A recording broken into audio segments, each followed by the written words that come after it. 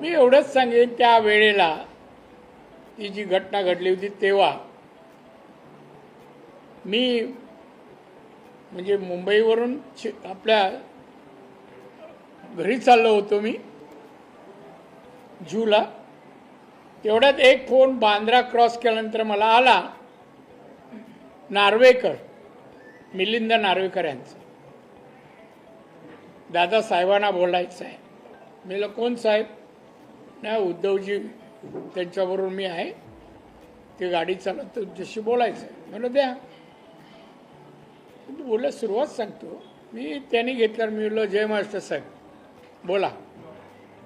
तुम्ही अजून जय महाराष्ट्र बोलता? मी म्हटलं मरापर्यंत बोलणार, हे माझं उत्तर लगेच. तुम्हाला द्या, आपण थांबत नाही त्या बाबतीत. नाही साहेब, मला तुमच्याशी हे बोलायचं आहे. तुम्हाला मुलं आहेत, मलाही मुलं आहेत. सध्या तुम्ही जे काय प्रेसला बोलता, आदित्यचं नाव घेता, माझी विनंती आहे आपण त्याच्यामध्ये त्याचा उल्लेख करू नये असं मला वाटतं, म्हणून विनंती करायला फोन केला.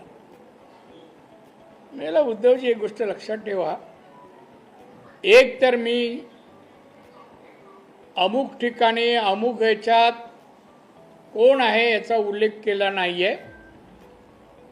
निरपराध एका मुलीची अत्याचार करून हत्या झाली हे मी म्हणतोय, आणि त्यांना अटक व्हायला पाहिजे हे मी म्हणतोय.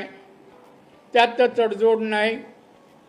फक्त तुम्ही जे नाव घेतलं तुमच्या मुलाचं, त्याला संध्याकाळी जिथे जातो त्यापासून तुम्ही सांभाळा.